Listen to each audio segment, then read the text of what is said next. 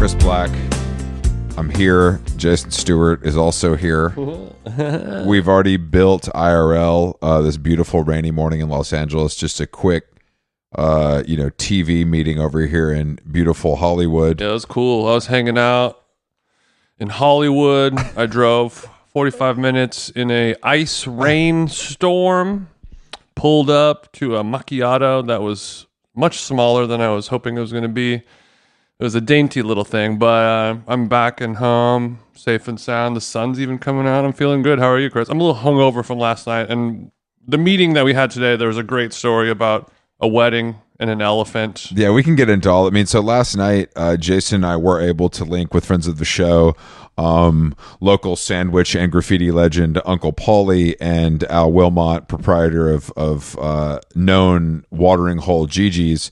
For a big night out in the town at a restaurant that I don't know about you, Jason, but I didn't have this on my bingo card. No, I did not. It's not the kind of restaurant that is really into my type of folk, but we went to Catch Steak. I haven't been to the original Catch. You said that you liked it, but I have not. But Catch Steak over in Melrose Place, it was definitely one of those ritzy, dry ice truffle kind of vibe that's a little over the top and extravagant, but everything that we ate was bomb. I was into it. The experience was good. The paparazzi did not recognize us, unfortunately, even though Jason had 14 cigarettes outside trying to get noticed. You could pass for an NBA player at Catch Steak. Keep it moving, big fella, is what they kept telling me. I kept asking them, like, what kind of flash is that, huh? And you're just trying to, break the ice, and they weren't really feeling it at all. Yeah, we got the full tour of the facility. It's a really impressive operation, I have to say, and the food was great. I want to talk about that pretzel bread, because that's something else right there. That's something else. Mini round pretzels with a butter that combined the flavors of mustard with the flavor of butter that two things we recognize independently, but when combined, it was kind of a butter. I guess it was a whole grain mustard honey butter. Mm-hmm. It was because it had the sweetness to it as well. That's a naughty little treat. I found myself slathering a little too much, even though I'm trying to keep it Whole30 hashtag. I did have to slurp down one of those tiny pretzels, and it was definitely yummy. Very good. Bomb-ass steak, bomb-ass waffle fries. They blessed us with a couple 1942 shots just because we're baller. The only downside I had, the Caesar was deconstructed, which is never but otherwise yummy. I understand that, but yeah, Jason, I know you're worn out from all the driving. You went back and forth to WeHo twice yesterday, and I do apologize for that, but when we're trying to embark on our Hollywood journey, it's kind of crazy that actually takes place in Hollywood, wouldn't you say?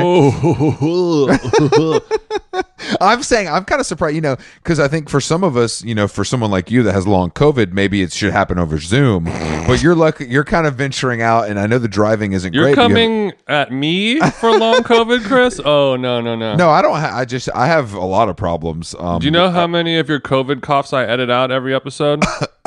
That's from my single Hestia after dinner. But yeah, it doesn't help.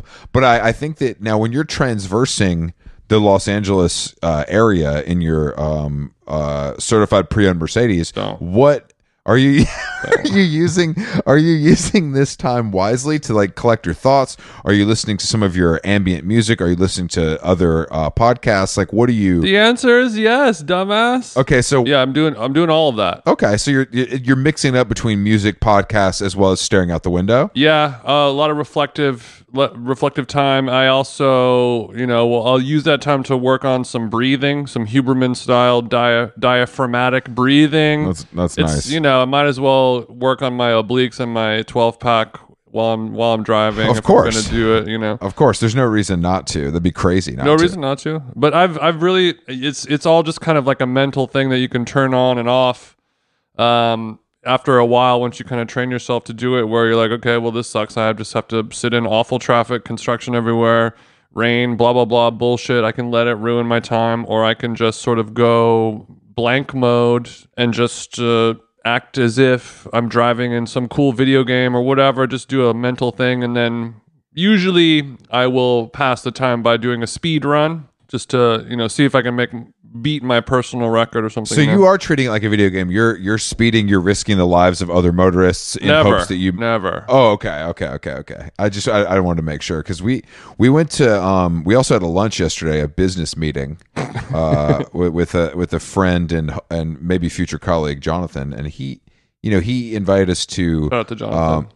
Maro's at the Fred Segal store on Santa Monica, where Vinny Chase would dine. Where Vinny, and I've been there before actually with another friend of the show, Harley and Jonathan, and these guys grew up in LA. They go here all the time, and the crowd is one of the most twisted mixes that you can find in Los Angeles, where it's like 5 Albanian murderer drug dealers wearing Montclair, and then Jesse Andrews, and then like a 60-year-old Hollywood executive that's like has one foot in the grave, and then some Russian prostitutes with a screenwriter. It's just really yeah. The table sitting behind me they were literally signing and filling out a Netflix contract. The next table over, I took a photo of somebody's quinoa salad, which has now gone viral on my DMs. I have about 100 replies to it, mostly from the IBS community asking for a trigger warning next time they see that much quinoa in one place. It was a fat ass plate of quinoa, but I wanted to talk about because you mentioned your Whole30 diet. Obviously, this was a great room. It was electric, and but Jason ordered something that we've been talking about on this podcast because he saw it on the menu, and when he ordered it, he let out one of his signature TJ giggles right after he placed the order. But you ordered steak and eggs for lunch. That's not why I let out a giggle. Okay. I let out a giggle because I ordered a steak and eggs with and my side was fruit. Fruit. So, I mean, I've never had a plate that had banana touching the steak before. Okay. Yeah, that's a good. That was maybe a bridge too far even for me. That's a good one. That's a good one. But when you think about it, it's like, you can eat like a veggie sandwich or like an avocado something or whatever it is, something light. But I mean, just a small piece of grass-fed steak that's grilled with a couple scrambled eggs and some bananas and berries, like I'll eat that all day long and feel great. So it was a good experience. It was a good experience to have steak and eggs at lunch. Okay. Because this is something, I asked the question, who the fuck orders this? And you ordered it, and it seemed a little bit crazy. It did. I think the stigma of steak and eggs being like this fat man, lumberjack, truck driver kind of meal is sort of old hat nowadays. Now that protein is dope and carbs and stuff are not as dope, that I think it's like a normal and chill thing to do nowadays. Okay. And maybe the healthiest option you can have. And while we were in West Hollywood, we went to Community Goods, the new Maru killer over here in WeHo. And Jason, you tried this drink they have there that's off menu. That's a combination of matcha espresso. What did he say it was called? A Joe's special? I think somebody else called it a volcano. I don't know what the name is. Joe versus the volcano? I don't know. I know it's off menu, and it more or less is a matcha latte that also has a shot of espresso in it, a little bit of vanilla syrup in there as well, which I usually don't dabble in the world of syrups, but it's a treat. I need it. Since matcha is so fucking nasty, you kind of need it. Yeah, matcha's pretty... No offense, Rocky. You didn't invent it. You only perfected matcha it. Is pretty bad. It's kind of crazy how popular it is. I think people just like it because it's green and it looks cool on Instagram. Like, it doesn't actually taste that good no matter how much oat milk you pour in it. Like, coffee is obviously a distinct flavor, but I feel like it I don't know. Matcha, I think matcha is a very challenging flavor. It can be delicious, but the degree of difficulty is tough compared to, like chocolate and peanut butter, like it's just always good. Yeah. No, you're right. This combination at Community Goods, it's also, I've had it before at this coffee shop in Chicago that has a Supreme punching bag in it. For when you want to stare a Cos doll straight in the eyes at 5:45 a.m. Yeah, exactly. I'm actually finishing my Community Goods. Hear it swirling around right now. This shit was so loud that I could not drink it all. I had like one sip and I was like, oh, I need a fucking perk just to mellow out. I took it home. Bae took a sip. She's like, this shit is fucking smacking, and like it's like a small bro, 8-ounce cup. Between two people, we're still nursing. That's crazy. I finished that off quick. That's one slurp for Big Chris. It ain't nothing to slurp. I know. I mean, we're aware of your gok style slurping, Chris. That's true. It's no secret. It's no secret. But yeah, we've had a lot of big adventures, and we're gearing up for another How Long Gone outing on Friday. Yeah, can we talk about it? Sure. I mean, it requires a little more dressing effort. It's the W Magazine Best Performances Party at the Chateau Marmont. I don't know. I don't have a confirmed tip sheet. I don't know who's going to be in the building since we're going as guests. I only have one name. Who is that? That was one of the shouts or murmurs that I heard at the watering hole. This is going to be. I think this is going to be fun for us, and I'm worried about your outfit. I know in these situations, if left to your own devices, you can get a little experimental. And I just don't. I can't have you going full Colleen Estrada for this. It's more of a. I leave your frog After Effects at home, but I feel like you know. I just want to kind of just get in your head now. Try to keep it as trad as you can. Just kind of a classic. You look great in a suit. We all know it. It's kind of your stage. Shut the fuck up. It's one of your. Try to keep it as trad as possible. I just mean. Let's not. This is not. This isn't an evening for your Yeezys or maybe some other things that I've heard whispers of. I don't plan to wear my Yeezys at all, Chris. But also, I want to look nice and respectful and everything, and to show my love to the W Mag family. Mm-hmm. And I don't want Brad Pitt to look at me with disgust, but also I have to be me. I know you're right. I have to be unapologetically. No, I know TJ. you have to be unapologetically TJ, and I love that for you. Mm-hmm. But you love that for me, but you don't love that for us, is what it sounds like. I just don't know. Yeah, I just don't know who's going to be there, who we're going to meet. You know what I mean? I don't want to embarrass our hostess Sarah. I just want to make sure that things are kind of buttoned up. Right. Well, I mean, it's not like I'm going to wear a fucking mad happy tie-dye hoodie and like I'm gonna be dressed aight. No, that's true. You're always dressed aight, and that's what I love about you. And as I told you guys earlier, and you guys meaning every person in my life apparently, because I've already had this conversation a lot. I'm not married to my look, and if I do believe that it's not gonna work, then I'm absolutely okay with pulling the abort switch and moving on to a more trad look. Okay, good to. That being said, do you have your trad look worked out, Chris? I'm picking it up from the dry cleaners. Do you have your white shirt and black suit and black shoes worked out? I don't wear black suits really, but thank you for asking. We do have a guest today. This motherfucker, friend pussy of the ass. I'm more of a Navy guy. Our friend of a show, we know. a friend of the show, Michael Hainey. He's a writer at large at the wonderful Airmail Weekly Corporation. Is he a writer and an editor and a? Yeah, he's a deputy editor. I want to know what the fuck that means. We'll figure it out. He was also he was at GQ for a long time in the original Grade in Vehicle spy magazine, the legendary. He has a great book called After Visiting Friends: A Son's Story, and he's also flexing on us hard today, coming to us live from Roma. So we can Ciao, Michael. We can find out how much pasta he's had just today. All right, let's give Hainey a zoom and see how our Roman Wi-Fi is working. Yeah, I recorded in this thing called Audio Hijack. Do you know it? I do know what that is, actually. I'm old enough to know what Audio Hijack is. Hold on, Michael. What is Audio Hijack? Because I'm not familiar. I'm not familiar. It's what my producer tells me to use, bro. Okay, how old is your Michael Hainey? Okay, I think that's a good place to start off the show. You immediately said the word bro, which I don't think is a thing that comes out of your mouth on podcasts too often. Am I correct in saying that? No, it's like I can't say bro. I don't say dude. You've had to edit the freaks over at Airmail kind of police your language, and you've had to kind of tone down and you're able to let your hair down with a couple of fellas like us. you go into a different club, you talk differently. That's all.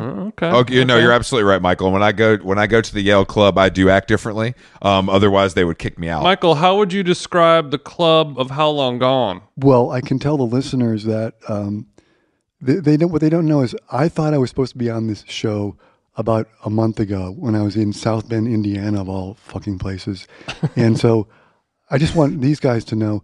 I log in on the Zoom and these guys are chatting away, and then like Jason's like, what the fuck is Michael Hainey doing here? What is it? And it's like, dude, it's not my problem. Your software can be hacked by any Chinese guy. I can't help it. So it's like the door was open. I came in. What do you want me to do? And Sure. they're like, It was shocking. so all I'm saying is like, you guys better get some, antivirus. I don't know, but because anyone seems can like get on this show all the time. So what happened, guys? What happened? We do have an open door policy on our Zoom account. Yeah, that is true. What happened was Michael got the date incorrect and barged into one of our famous How Long Gone intros without any knowledge on our side, and of course without warning. Caught us without our knickers on, to be honest. I was like some guy at a house party, like, what's in this room?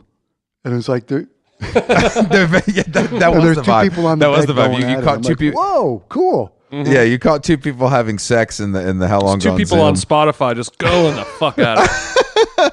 But it was funny because I told you this via email later, and it in 3 years of doing this podcast, that has never happened one time, which is kind of insane when I think about it, because we've had a lot of guests who aren't as bright as you or maybe experienced. So for you to make that error felt poetic. That's a compliment, I guess. But I guess I would say like, Oh, it's not.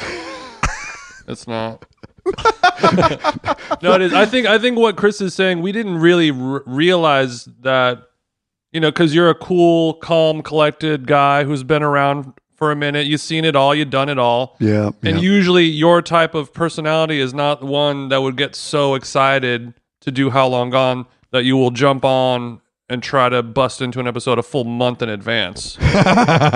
Exactly. It just seems crazy. That's all. You seem like the type of fellow that could keep it in their pants for a while. That's all. I just want to point out, as I noted on this week's episode of Morning Meeting, the Airmail podcast, it is the 40th anniversary of the release of the Martin Scorsese film about Rupert Pupkin.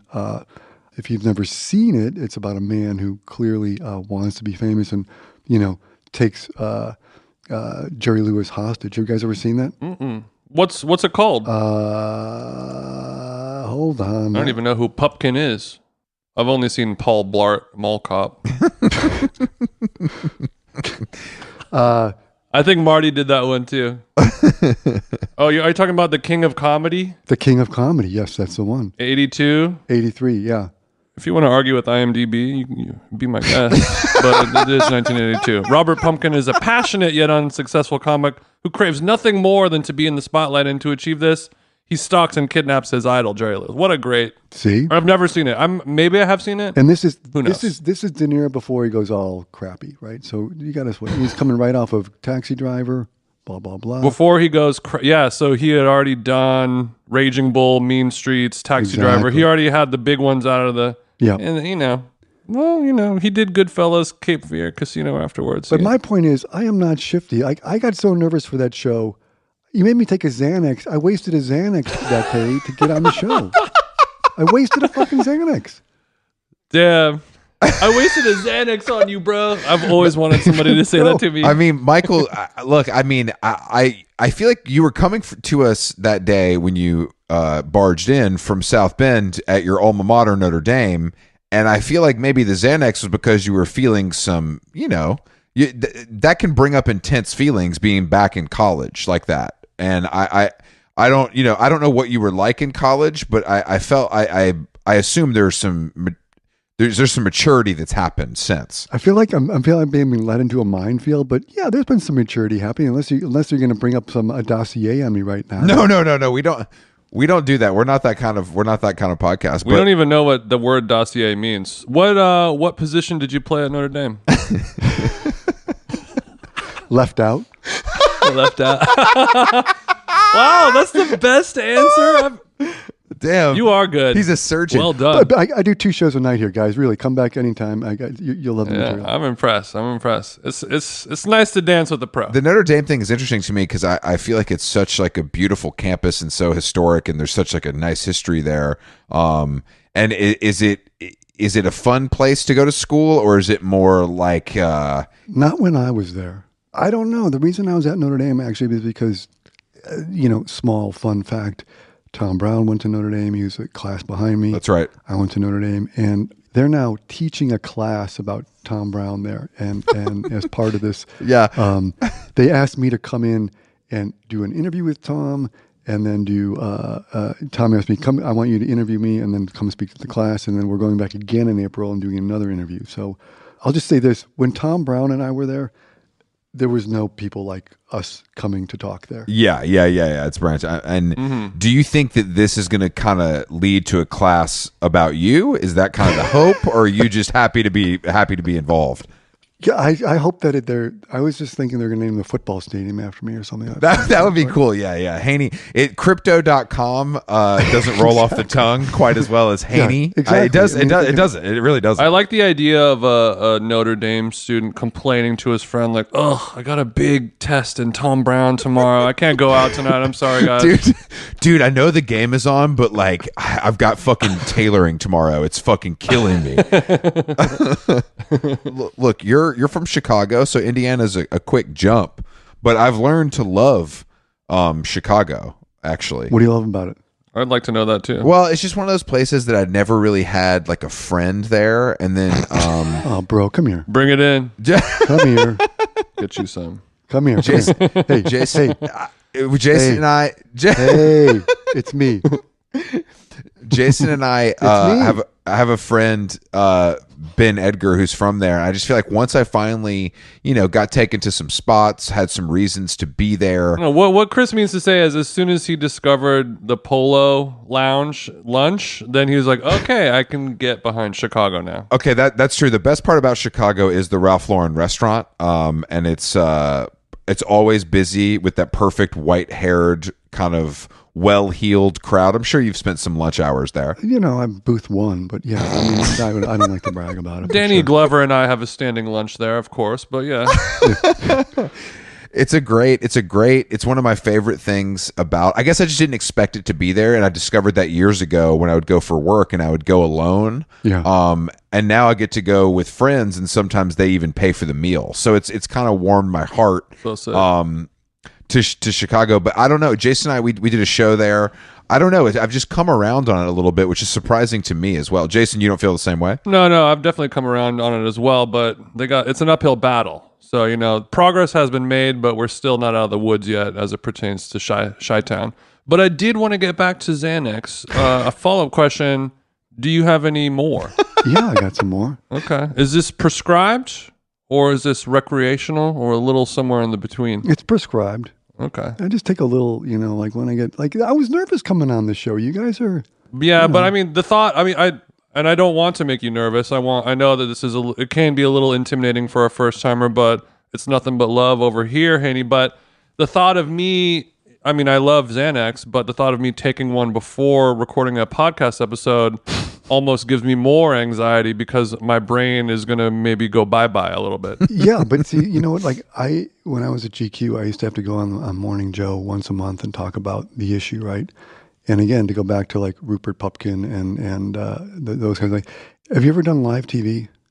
No, actually, I haven't. No. I mean, maybe a little TRL or something. Yeah, I've done. Yeah, that's true. I've been on TRL, but I wasn't the guest. I was just standing there as he was doing bumps in the bathroom while live TV happened. Yeah, I was exactly. But no, please tell us. Please, I would like to hear about this. So stuff. this is the thing.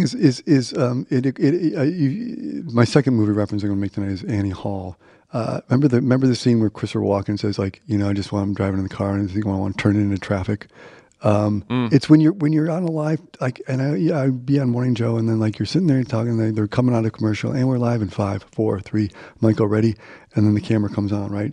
And there's that split second where you think, I could say anything I want right now. I could say anything I want right now. And meanwhile, then Joe Scarborough's talking. He says, "Oh, Michael, tell us about you got Christian Bale on the new cover. They should blah blah blah." He doesn't talk like a 1950s DJ, but anyway, and he says, "So Michael," and then Mika's over there, adjusting her lipstick and all this, and you're, and then you're thinking like, I could just say anything, but you don't. But you have two thoughts in your head going on, and so I wasn't as nervous on that. You could just yell out, George Bush doesn't care about black people on live TV or something. I mean, like live that. TV Exactly is nerve wracking, and I'm imagining like, what's the outfit choosing like for that? Because you want to come off as you're the boss, you're explaining everything, but you also want to look cool and feel comfortable. So did you kind of stick to a suit like uniform, or did you try to get experimental sometimes? You know what Chalamet wore when he wore the bib? Yes, exactly. Yes, I tried to get that, but it didn't exist yet. Okay, so you were looking for something that didn't exist. So you kind of just stuck to a coat and tie. I built a time machine, but I didn't get that. No, I stuck to the suited look. That was back in the suited and booted days. Now, you'd have to project a little bit different, I think. But on the other hand, you got to stay in your lane too, right? No, it's like of course. You guys have your look. If you were going on there, you wouldn't adjust anything. You'd be like, this is the brand. Right? We have to be unapologetically us, as we said in the intro. We were talking about this in the intro because we're going to the W Magazine Best Performances party on Friday. It's going to be a heavy room, and just Jason sometimes likes to get experimental with his dressing, and I just don't know if this is the time for it. And he was bucking back at me, saying that he has to be him. Are we talking KILT? No. Absolutely not. We actually almost got Jason in a Tom Brown kilt for the San Francisco store opening, but it just didn't fit. I'm a little hippier than you'd assume. Like what? Because he had to strap it down? Yeah. Yeah, exactly. But Jason, you were ready to do it. That's what I like about it. You were ready to do it. It just didn't work for you. You were going to commit. Mm-hmm. Yeah, I'll try anything once in the world of fashion. But the look that I have planned, I don't want to give it away, but it's basically like it's a simple black suit, but it'll have a t-shirt on underneath it that might be a little, I wouldn't say controversial, but maybe a little unusual in that situation. How do you feel about wearing a t-shirt underneath the suit, Michael? I can't do it because I believe my neck looks like a chicken, and so I always have to have a. Okay. But if you can rock it, you should do it. Okay. But what is it? Is it got some like bad language on it? No bad language. No. No, nothing. Nothing problematic or offensive whatsoever. Just something that could be seen as maybe. Like Jason is able to pull things off that shock me often, and it's something I really respect about him. This is just something that could be seen as ironic or not ironic depending on the viewer. So it's a gamble. It's a gamble. But in my opinion, why do I pander? Yeah. People who don't get it, why bother pandering to them? The whole point is to exclude them. The whole point is what? To include them? To exclude people who don't understand. That's the whole point of dressing. No, why do you want to dress for some stranger? That's true. No, it's true. From Michael's mouth to God's ears, it is done. When did you stop liking your neck? Was this early? Have you always? I mean, I always think I'm like I gotta. So I have a few rules. One of my rules is I never wear a shirt without a collar.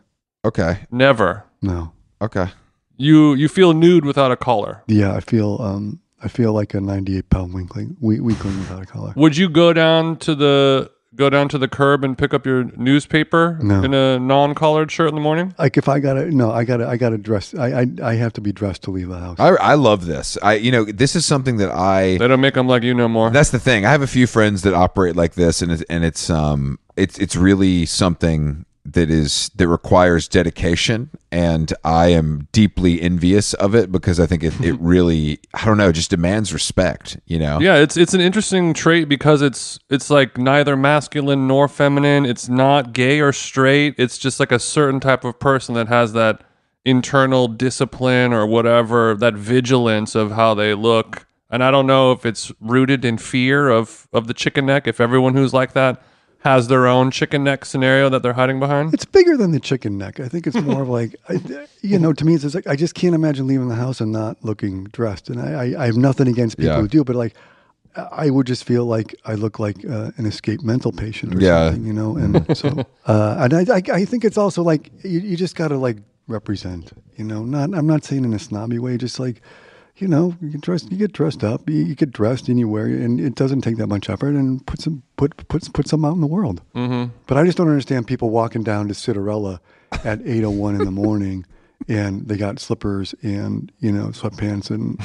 I'm glad that I don't live near you, because you would catch me stumbling out through Soho in maybe some shorts with loafers, and a ratty T-shirt. So hot. But you look good. Well, thank you, Michael. But I think there's a line of like pajama pants and robe. That feels too far. Whereas a lot of things do. I mean, Jason puts on some crazy outfits for his dog walks, and I believe they work as well because of when you put them in context.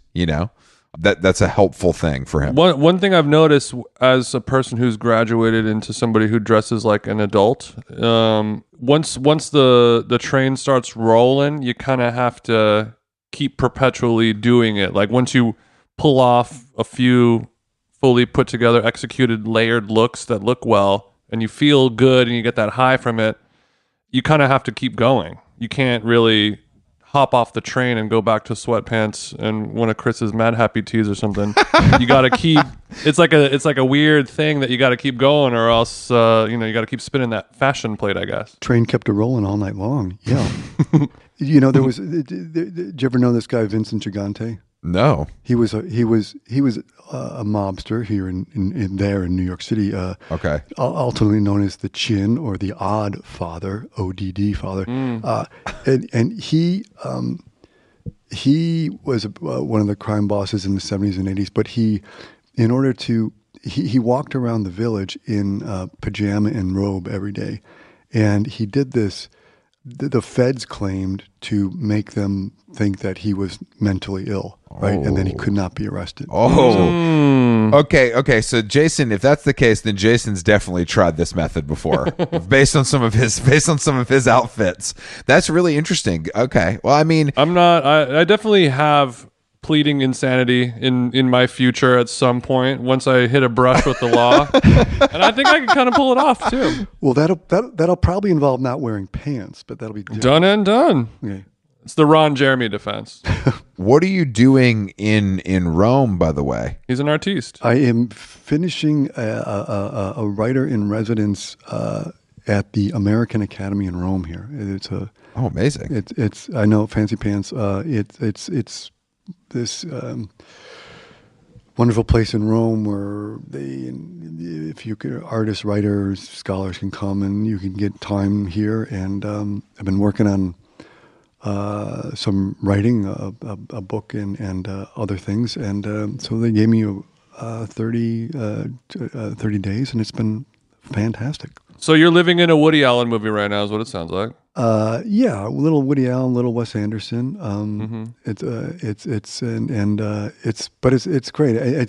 It's also what's fascinating about this. Like, I'm here is like, and a lot of these people, academics, like I just having my coffee every morning with this guy who literally is a medievalist, as he studied, and he's like his specialty is 3rd century Christianity, and yet like I'm like, tell me more. Like I can't. This is let's talk. And it's yeah, of course. So in a situation like this, what do you wear? No. I can imagine what you're wearing. Not to be weird, but I guess I'm saying like in these situations, I've always been interested in these retreats and how much kind of like interaction you're getting with the fellow, the fellow inhabitants, or if it's more like a little bit of a solitude journey. And it sounds like it's a great question. Both, and that's it's perfect here because the reason I came here was you have a lunch and dinner with the other residents here, and they make you this. They've got a Alice Waters created menu and kitchen, and so you get a great. The fuck? So you don't have to worry about your meals. Then you sit with great people, have interesting conversations, and then so you've got that all taken care of. And then like in the afternoon when you're sort of like can't work anymore, you can just wander into Rome. So it's unlike those places like McDowell or something where you're just sitting in the woods and becoming The Shining Part 5, or choosing to leave your wife for some 25-year-old. This is much more. Okay, so and you said this is a part of the American. It's called the American Academy in Rome. Okay, so leave it to the American Academy in Rome to bring Alice Waters in to make the food in Rome. Well, she planted a sustainable garden. That was her big contribution. So I'm sure she did. Okay. Well, I mean, it was more of like a place where food is independently thriving, if not excelling, compared to the rest of the world. So exactly. But also, you can only eat so much cacio e pepe every day. Well, you just toggle back between cacio e pepe and a little spaghetti carbonara, and then you're Yeah, sure. Now, are you venturing off property for any, maybe an espresso just to change the view? No, I do. Yeah, that's the great thing. Again, like, because if you're in one of those other writers' colony, like I say, I've never been, but like you're up in the woods of New Hampshire, or you're up in the Western Massachusetts, like, what are you going to do? Iowa. Walk in the woods.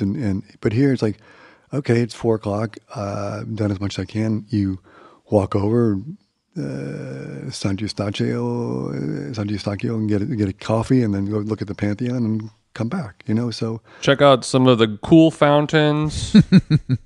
Enjoy some mortadella. yeah, you can be living La Vida Loca, or whatever the kids say over here. Have you done drugs and gone to the Vatican yet?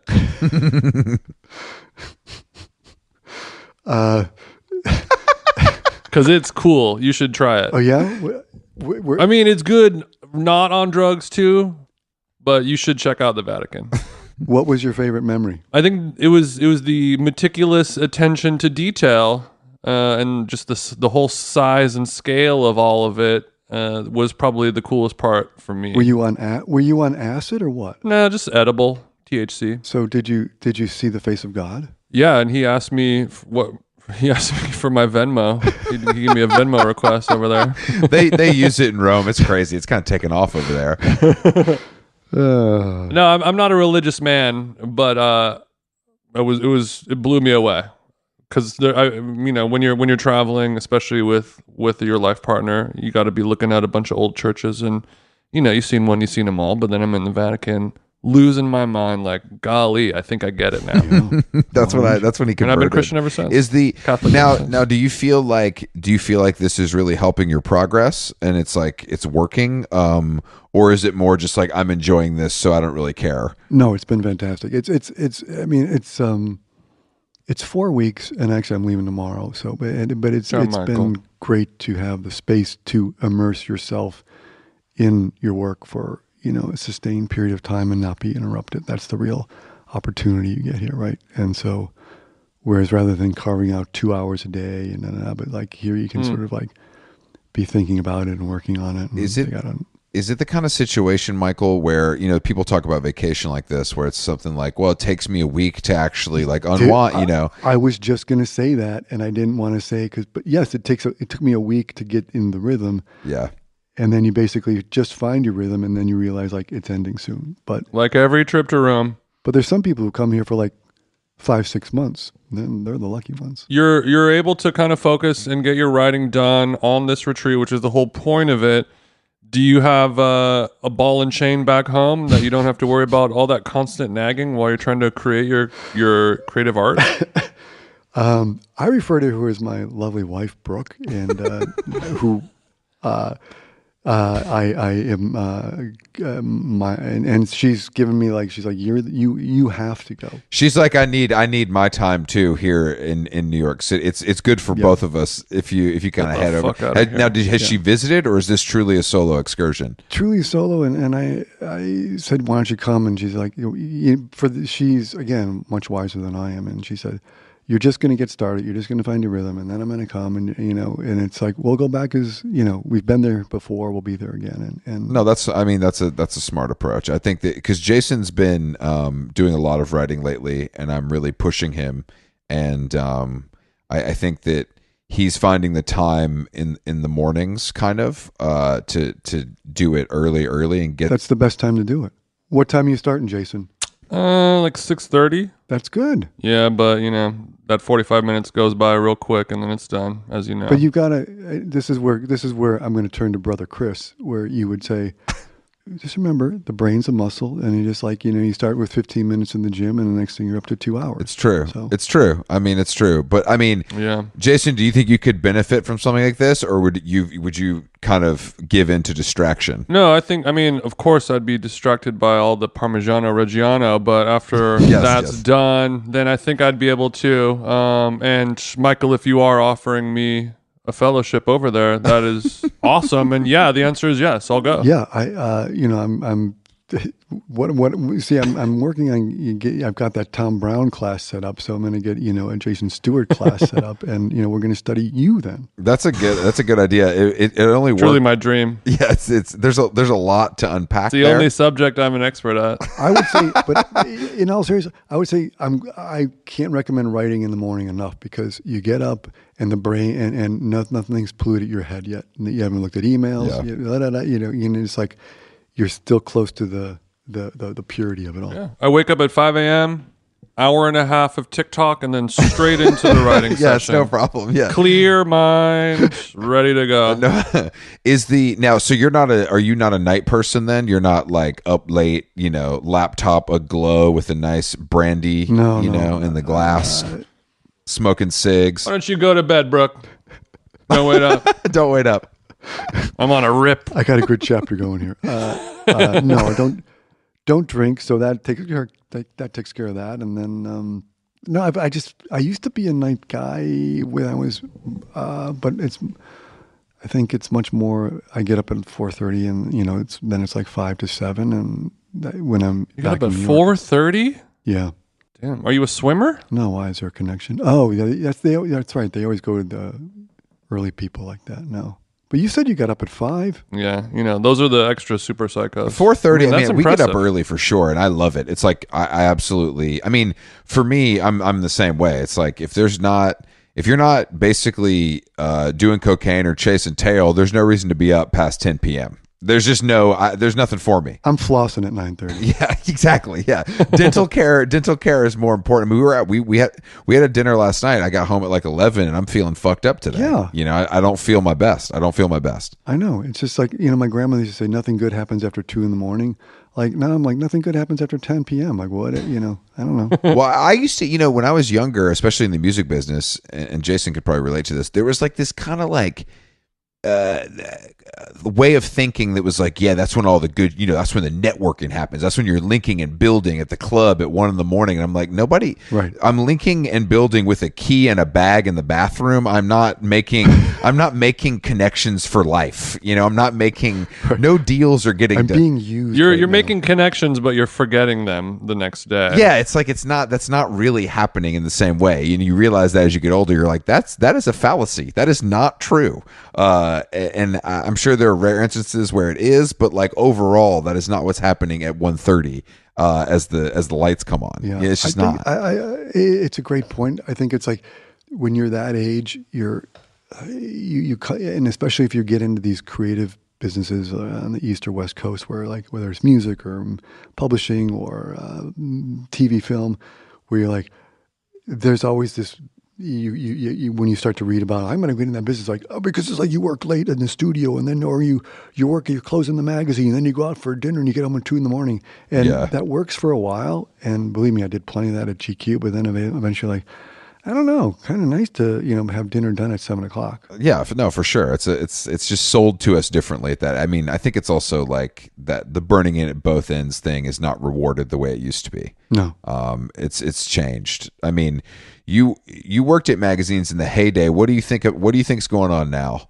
Like, what do you think's going to actually happen, and what do you actually like? I wish that these businesses could get it together and find a way to not be, held hostage by tech. And I think that's a very simple way of looking at it. But, I miss the idea where things were curated into a world and brought together all at once. And I think what I think is difficult is just how everything is just so fractured. So you don't get this curated world anymore. But I don't know what's going to happen. I don't know. And the crazy thing is, I don't know. I know that I hear it all the time. you can't make a living in it anymore. Yeah, I mean that makes things difficult. When we were at GQ, you could be a writer and you could get a contract there and you could live off it. You could be an editor and live off that salary, and that's not easy anymore. No, I mean that's the truth. I mean, but I also think that I feel like that weeds out some things in a good way, but I do think it overall, because I mean we're very pro gatekeeping on this show. You don't have to be so mean. You don't have to be so mean about Teen Vogue. What do you mean? What do you mean? Teen Vogue is great. I love that all of I love that all of the girls that were featured on the back page in their bedrooms went on to be famous and rich. That's my favorite part of Teen Vogue. Are you kidding? Yeah. What are there any? I guess I think Airmail does a good job at kind of creating that curated world, and I think the release schedule and having things come out on Saturday mornings and things like that. Yeah, it does help create that world that I haven't seen since I was reading magazines as a youngster. Because you've got Graydon, who's a genius in that, along with his co-editor Alexander Stanley, but a guy who could figure out how to go into the digital space and make this thing that's, a weekly version. Even the weekly pace doesn't exist anymore, but it's almost old school to come back and put a weekly out there. Definitely. And it's we're not going to tell you everything. We're just going to tell you the right things. And that's also a very smart way to look at it. I think everyone's too much of just these crazy fire hoses trying to just... The How Long Gone method. We like to fire hose. But we're the fire hose approach for sure. I mean, you worked for Graydon early days at Spy. Mm-hmm. And I think that do you think that his approach has kind of stayed true and that's why it continues to work, 25 years later? I think it's the intelligence that stayed the same and the ability to, when I say intelligence, it means so many things about him, but it's about his ability to see a story, see what a story should be, identify stories that should be done, his instincts for the culture and also how to cover it and how to make it compelling to readers. I mean, all that it's going on, decades of that, and I think he's never lost a step in it, and I think he's always innovating and just one step ahead of where the competition is and often where the industry is. So I think it's and that sensibility, which you just can't. When people say sensibility, it's hard to define unless you can sort of But I think it's all in the publications that he's done: Spy, Vanity Fair, and now. Do you think there will be a place and a time where the general audience of the world, where their intelligence level or their interest level or their attention span decreases so much that being one step ahead becomes detrimental to your success? Where you're being too well thought out and people don't even know that that's a thing that they want, or people don't even understand that building a world can be something that you can enjoy if you take the time to learn it? Could you repeat the question, sir? I don't fucking remember what I said, bro. No, what he's saying is do you think that we could move into a state in society where kind of being ahead could be detrimental because people are so, people don't get it almost, which I think there's a possibility of that, in some ways. Yeah, you're talking about in terms of cultural coverage and exactly. Exactly. Yeah, it gets so echo chamber. You can go into these echo chambers and think this is the most important thing to be talking about, and realize no one else knows or cares about it. It's what the internet is, why everyone loves it, because you can find your own hyper niche, right? Yeah, and if those hyper niche people so deep in it. Are rich enough, then you can have luxury fashion brands give you ad revenue to be able to have that little sustaining, fun world to live in. But will that go away eventually? To put it simply, will people become so stupid that they don't want this level of content anymore in the future? I think that's that's the question for the last 25 years or so. But I think We've been struggling with that since the beginning of man. It's always been a fine line. There's always going to be some crazy, heady, like content that none of us understand, that nobody knows about, and you want to walk the line between the junk food and the intelligent stuff, and that's where you guys are definitely swimming in. But it's good and it's important that you guys do have a little bit of the kind of gossipy, junk foody content. Where do you go for your social media or just media in general junk food content? I go so few places now, and because I just I go to you guys because I think Fuck you, man. Come on. No, it's because I know. I'm just kidding.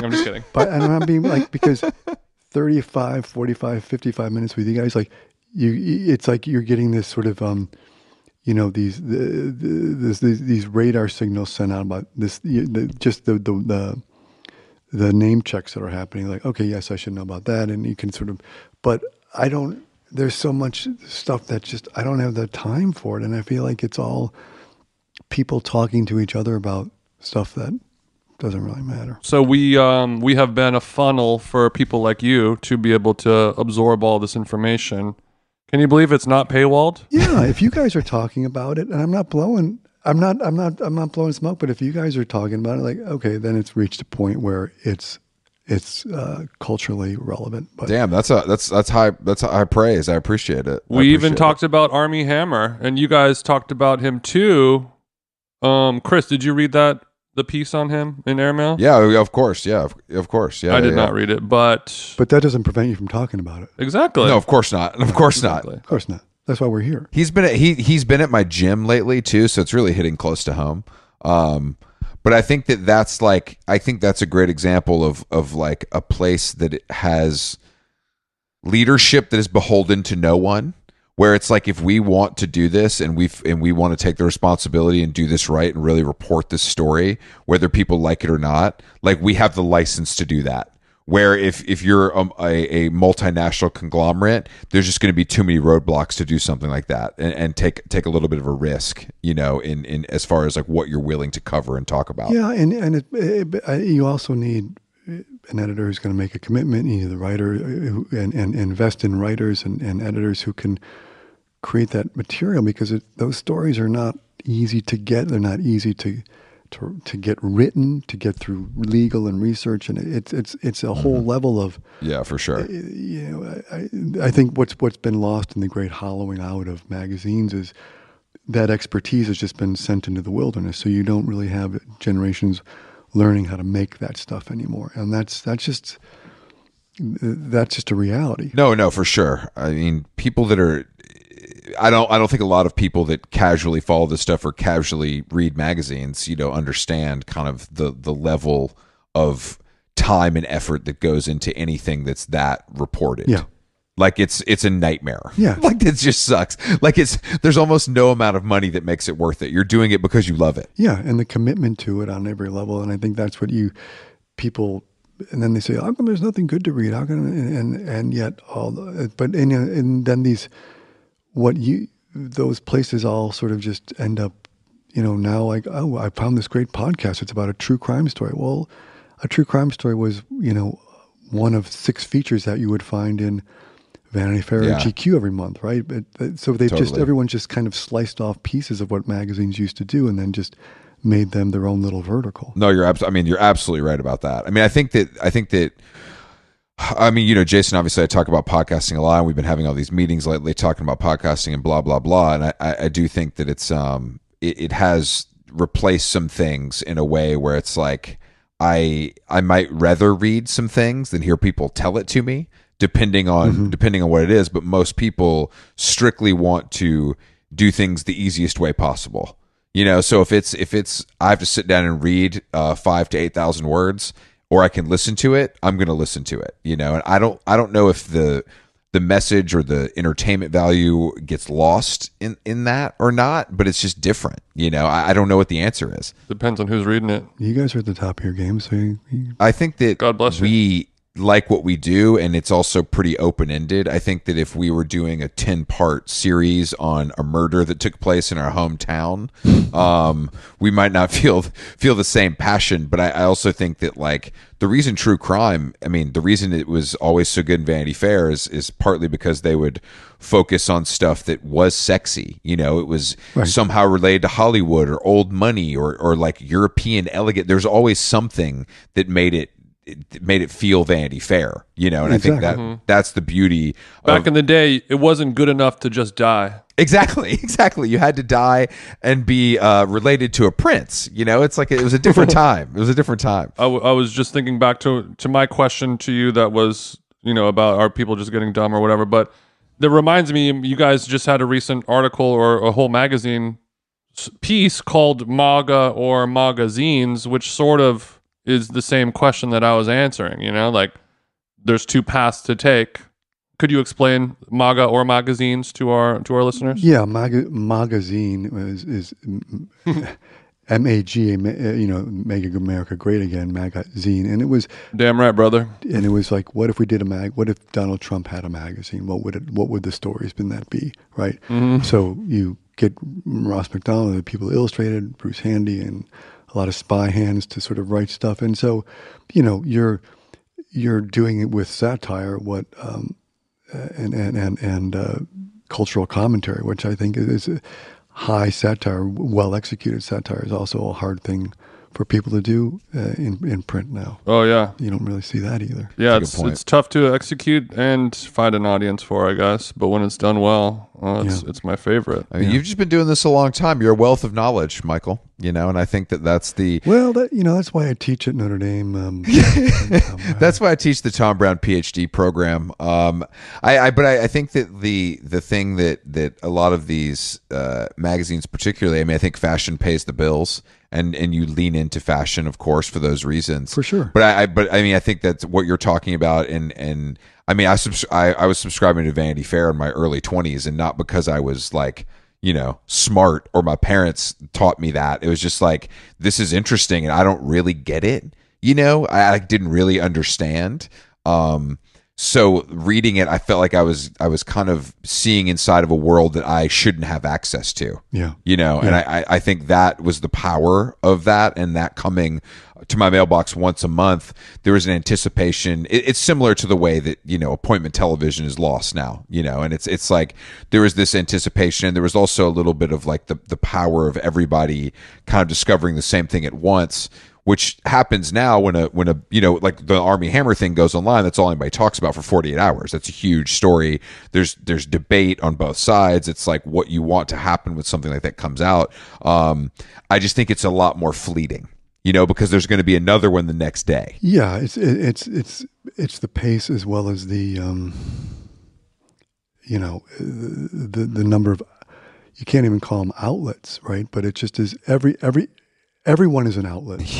Yeah. That's the name of my next club. Everything is copy, and everyone's an outlet. Yeah, and everyone's its own everyone's a publisher, right? So it's true. It's, you know, how do you break through all that noise? You know, and you know, some stories, the few stories do resonate, and that's why I'm bringing it back to you guys, because like there's the signal, and then there's the noise, and then there's like everyone talking about all this stuff.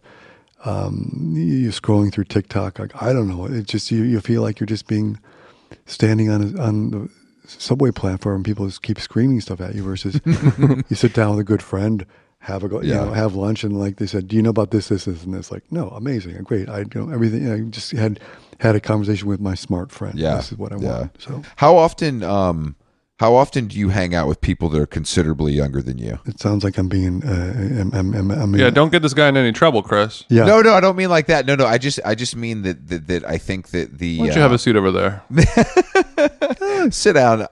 This is I'm Chris To Black. catch an editor. I'm Chris Black from ABC. That might be the best Michael, one ever. to catch an editor.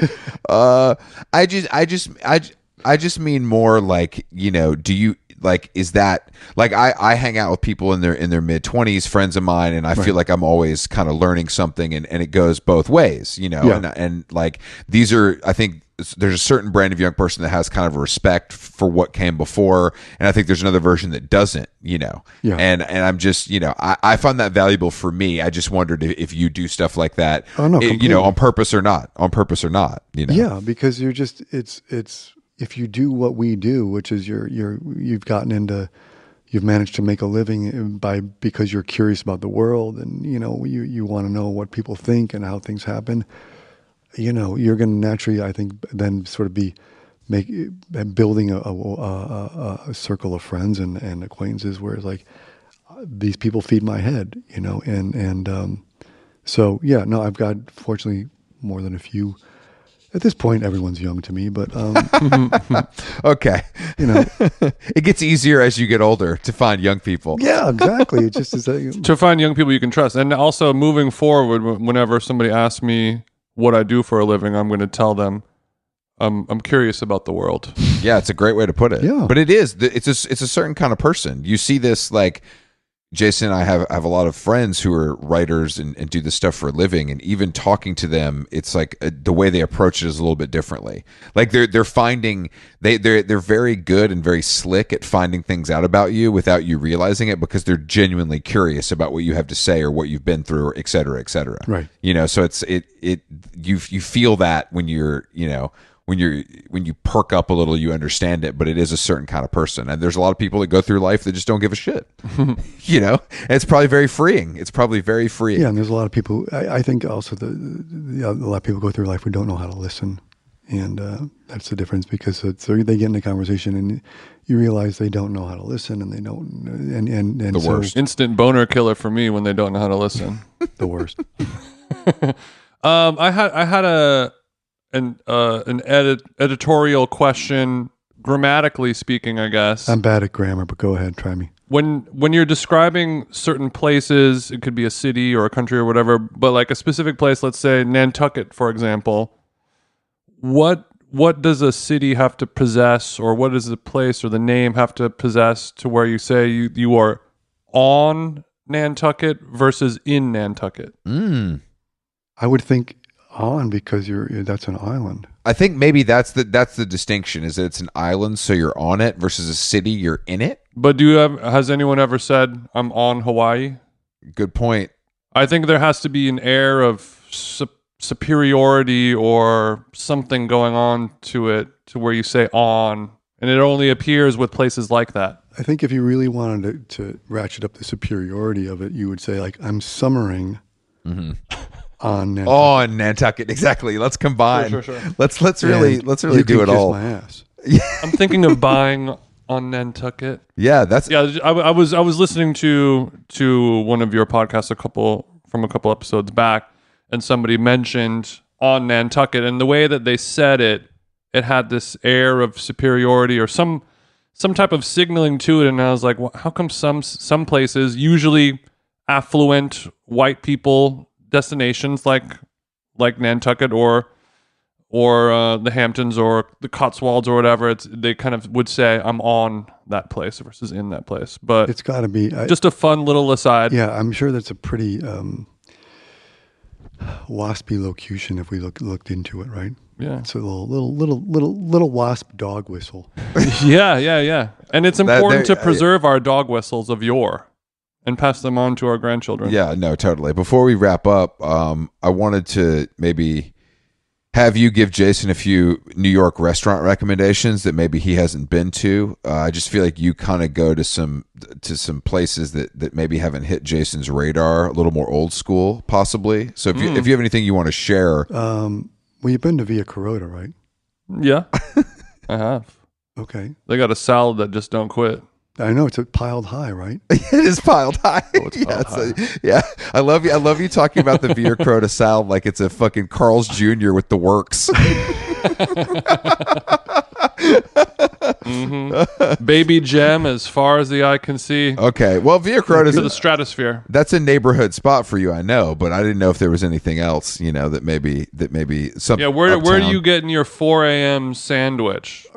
Yeah, And I know that you go to bed and I know you're flossing by 8:30, but if that one New Year's Eve night you go out, you stay up till 11:15, You hit the bodega for some hot Cheetos and some Takis. What sandwich? Where are you going for that? I don't have those places in my neighborhood anymore. They seem to have all gone away. It's all like, juice bars. You gentrified them away? You got rid of them. Yeah, I did. They were priced out or something? I don't know. It's so weird. Jason, have you been to Jeans yet? Jeans, like the bar club? No, like Jeans. Jeans, the old 100-year-old Italian restaurant in my neighborhood. No, I have not. This is piquing my interest. How is jeans spelled? Is it Genes? Yeah, it's not them jeans. It's my jeans. Okay, good distinction.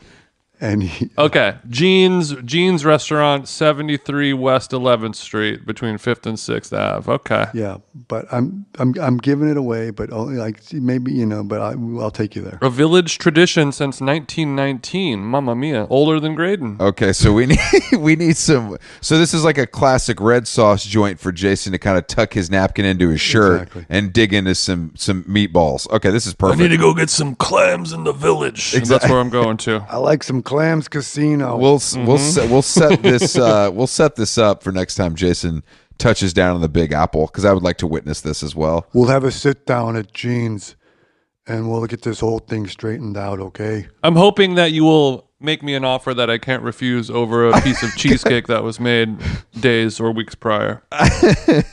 Just days or weeks prior. Michael, thank you for joining us. It was a pleasure, guys. This has been a dream come true. A life list, bucket lesson, whatever they call it. It's big fan of your work for where do you go from here, Michael? A very long time. And if you guys don't subscribe to Airmail, go do it. If you haven't read Michael's book, it's available everywhere books are sold. Thank you. It sounds like there's a new one in the works, which we will await. And have a nice last night in Rome. Sorry we cut into your aperitivo time. You didn't cut it. I just did the highlight of it. So thank you guys. It's been an honor, and I'm really excited. Thank you so much for having fun with me. Ciao, Hainey. Ciao, ciao ragazzi. Ciao, ciao, ciao.